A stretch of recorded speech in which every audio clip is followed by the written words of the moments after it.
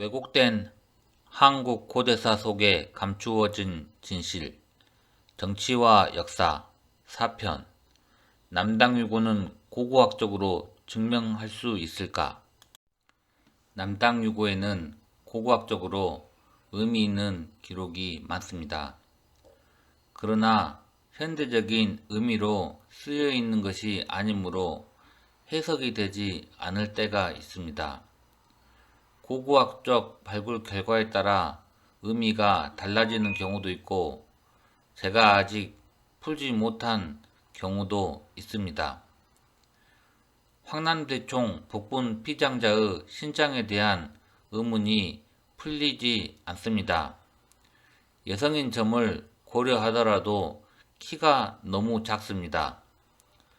남당유고에는 실성이사금의 내류 부인이 분골했다고 하였는데 삼국사기에는 기록이 남아있지 않습니다.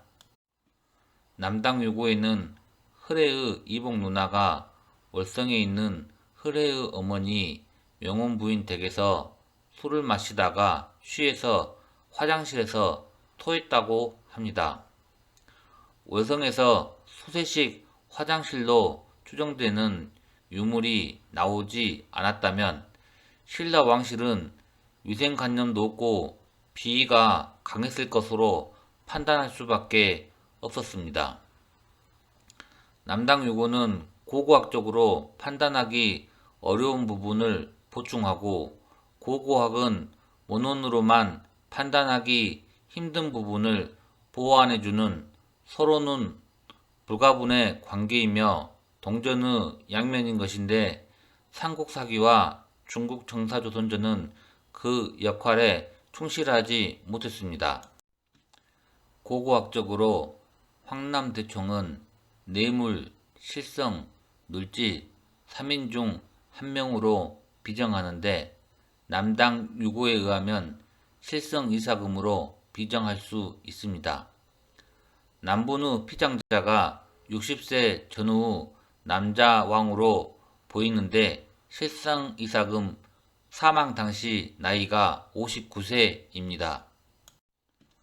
남당유고에 의하면 실성이사금은 한 번의 이장과 한 번의 개장 기록이 보입니다. 미추이사금의 키는 8척으로 실성이사금 7척 5천보다 더 큽니다.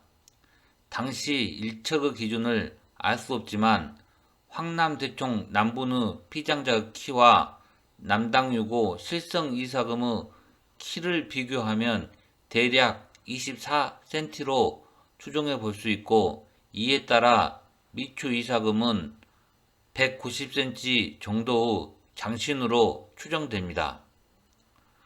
복본의 피장자는 봉골하여 시신이 없는 무덤으로 2명 이상이 봉골 합장되었습니다.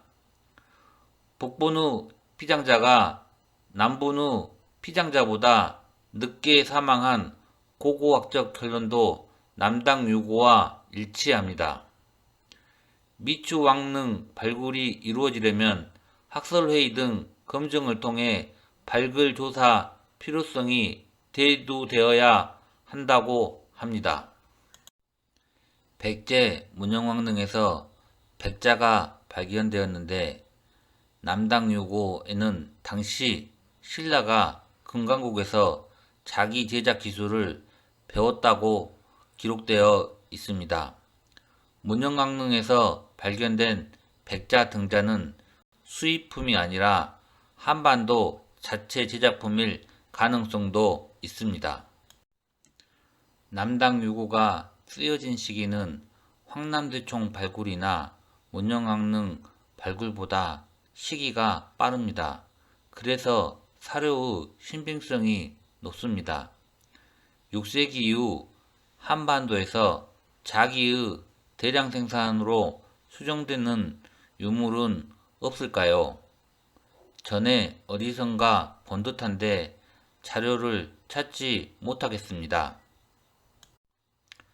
삼국시대 50대 부부의 무덤인 줄 알고 DNA 조사를 했는데 모계가 같은 계열 원우이라는 결론이 나왔다고 합니다. 두 사람은 원우이며 동시에 부부이기도 했다는 결론을 학계에서는 쉽게 받아들이지 못합니다. 관련 문헌 사료는 신당서 동의결정과 남당유고입니다. 고분에서 칼이 부장되어 있으면 피장자는 남성일 거라고 단순하게 생각해 왔습니다. 그런데 그 틀을 깨버리는 과학적 판단이 나왔습니다. 남당유고에 의하면 신라에는 군모라는 직책이 있어 장군인 남편을 보좌했습니다. 군모는 지금의 군수를 담당하는 직책으로 군모가 남편의 군권을 견제할 때도 있습니다. 남당유고는 군권이 남성 전유물이 아니라고 말하고 있습니다. 그리고 칼이 무력만을 의미하지 않고 위엄과 제사를 상징한다고 말합니다. 남당유고에서 미추가 외손자인 뇌물과 제사를 지내며 가르치는 대화에서 나옵니다. 경주 월성에서 지금의 수세식 화장실에 해당하는 유물이 발견되었습니다.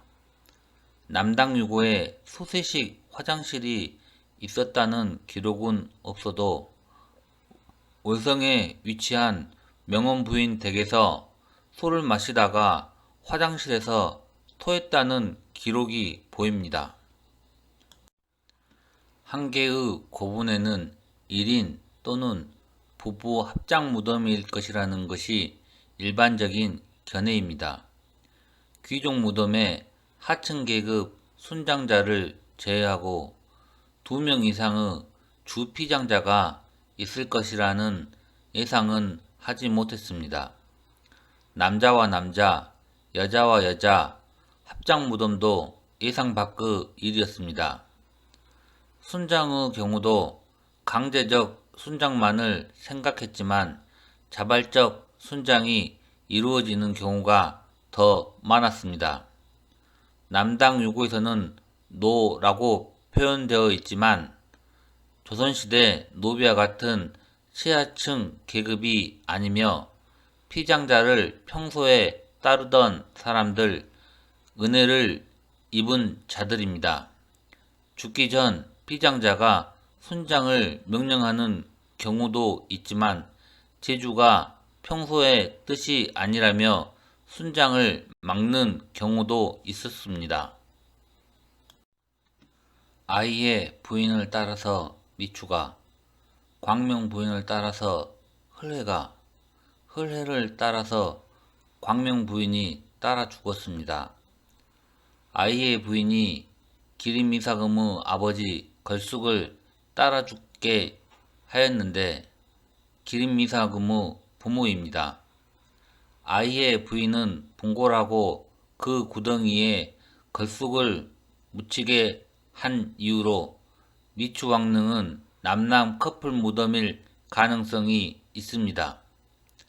남당유고에는 3인 이상의 주피장자가 있는 경우도 먼저 죽은 아들 무덤 위에 묻힌 신라왕도 있습니다.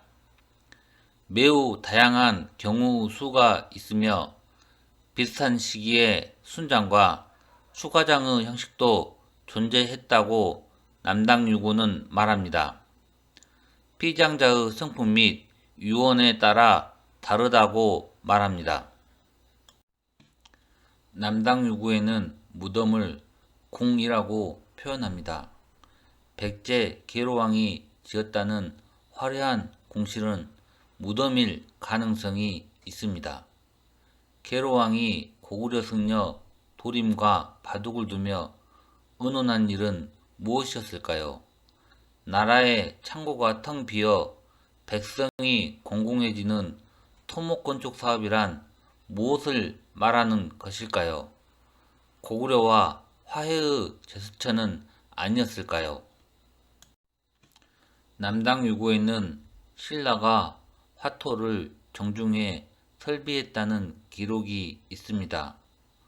화토라는 의미가 불과 흙을 다루는 기관의 설치를 의미하는지 구들장을 의미하는지 알 수 없습니다. 저는 신당서를 참조하여 구들장 원도르 설치 기록으로 추정합니다. 한자적 의미는 오행에 관련이 있다고 추정하는데 남당유구 이 기사 위에는 신라의 침실문화에 관한 내용만 전해집니다. 미래의 고고학적 발굴 결과를 기다립니다. 현재적 의미를 모르는 것은 중국 정사조선전 동해조의 반어와 반어피가 있습니다. 반어는 철갑상어를 말하는데 중국에서는 나지 않으므로 사전적인 의미를 찾기 어렵습니다. 찰갑상어알은 캐비어라 불리는 최고급 음식 재료이며 찰갑상어 가죽은 옥새갑이나 칼자루를 장식하는 데 쓰이는 고급 공예 재료이기도 합니다. 문헌학은 고고학과 함께해야 서로 보완하여 완성된 그림을 그려나갈 수 있을 것입니다. 남당유고는 그 밖에도 오칠, 나전, 꽃과나비, 황칠 등 다양한 공예가 이루어지고 있음을 기록하고 있습니다. 황칠은 직접적인 언급은 없으나 금입대택과 같은 용어로 미루어 짐작할 수 있습니다. 황칠의 산지인 해남 완도 등 영산강 유역이 신라 영향권 안에 있었음을 기록하고 있습니다. 김제 벽골제는 의심할 여지가 없는 삼국시대 축조한 평지형 저수지이지만 전라도에 있다는 이유로 백제의 것으로 봅니다. 더욱이 김제가 신라 땅이 되면 충청도 부여와 공주가 가까워서 백제의 강역이 흔들리게 됩니다. 남당유고에는 흘레가 성사라는 벼슬을 가진 사람에게 주재하게 한 기록이 있습니다. 벽골제는 축성 기법으로 축조되었다는 것이 고고학적으로 확인되었습니다. 또한 준설하여 준공하였다고 하는데 조선시대에도 없었던 수차가 신라에 있었는지 의심하게 됩니다. 신문 기사에 제공한 사진은 저수지를 준설하지 않았을 경우 인근 많은 평야가 잠기게 됨을 보여주고 있습니다.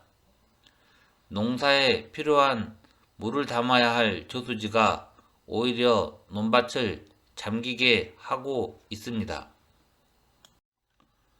삼국사기 잡지에 기록된 이동궁은 기록이 없어 어떤 성격의 관청인지 알 수 없습니다.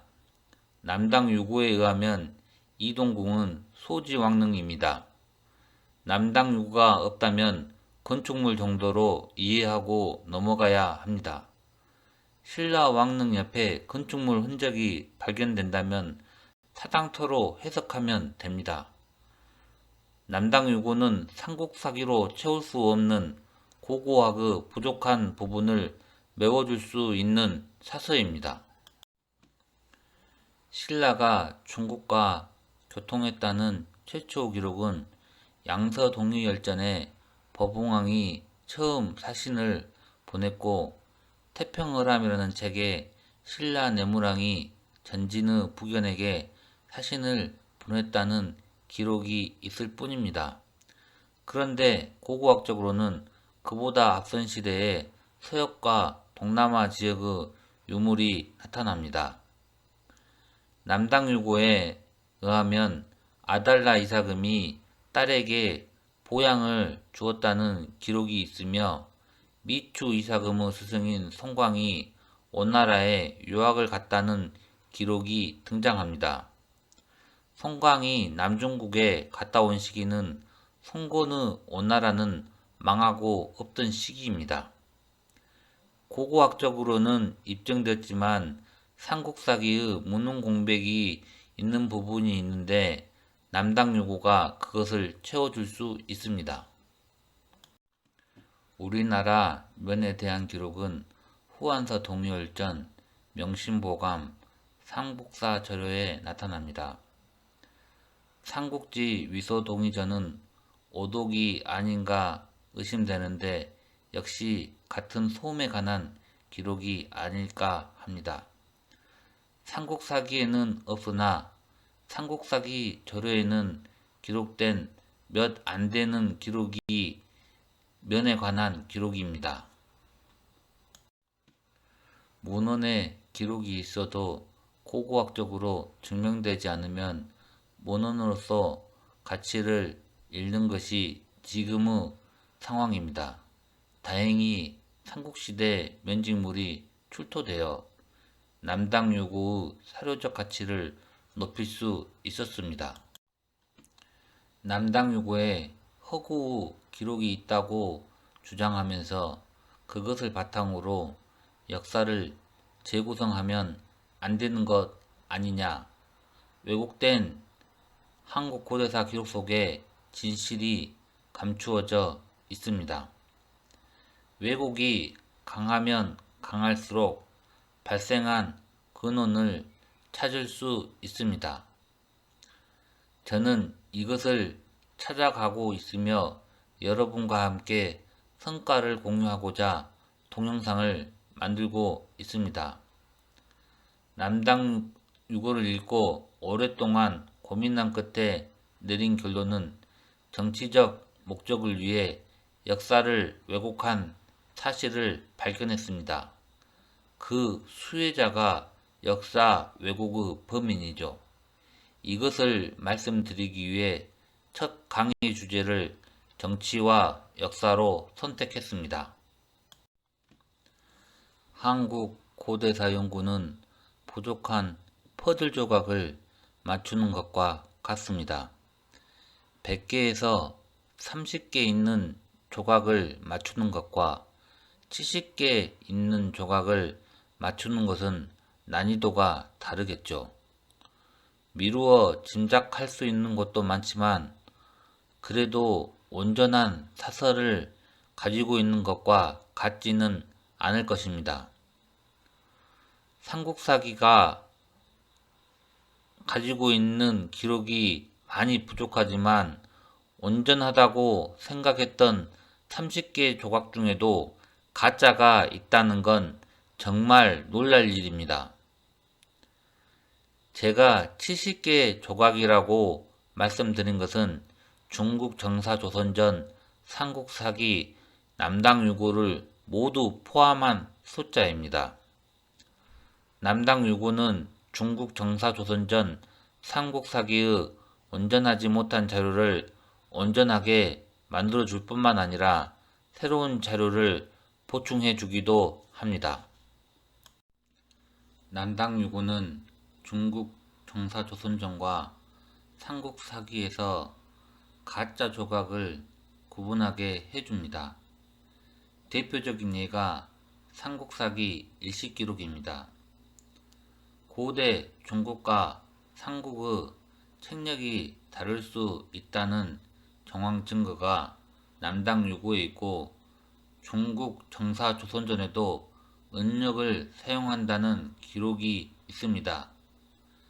대륙 삼국서를 주장하려면 중국의 달력을 우리나라가 수입했다는 증거를 내놓아야 합니다. 남당유고 없이 두 가지 사서만으로는 다른 조각이 섞여 있어도 진위를 구분하기 어렵습니다. 개수가 부족하니 의심이 가더라도 기록을 버리기 쉽지 않습니다. 남당유고의 가장 큰 공헌은 중국 정사조선전 부요조의 서부여와 백제의 역사가 한조 진안의 기사에 소문국과 신라의 역사가 섞여 있다는 사실을 알려주는 것이 아닐까 합니다. 그래서 우리나라 고대사를 완전하지는 않지만 복원이 가능하게 만들어두는 책이 남당유고라고 저는 생각합니다. 유튜브를 보다가 보완할 내용이 생겨서 추가합니다. 월성 성벽에 투신하여 자살한 사람은 신라 실성 이사금입니다. 백성이 시신을 거두어 귤나무 밑에 장례를 치렀는데 이후에 이장하여 장례를 치렀습니다. 월성 성벽 아래에 발견된 시신들은 실성 이사금을 따랐던 신하들이 아닐까 추정합니다. 추후로 보완하여 추가할 내용이 생기면 업데이트 하도록 하겠습니다. 삼국사기에는 실성 이사금의 짧은 사망 기록이 있을 뿐입니다.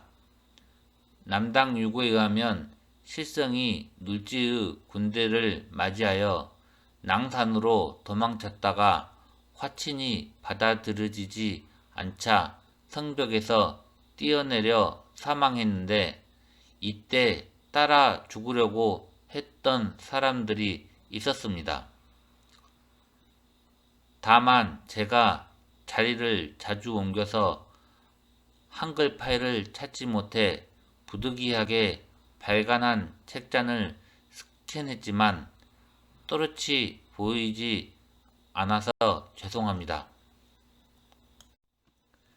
다음 시간에는 고구려, 백제, 신라, 가야 시조에 대해 정리하는 시간을 갖도록 하겠습니다.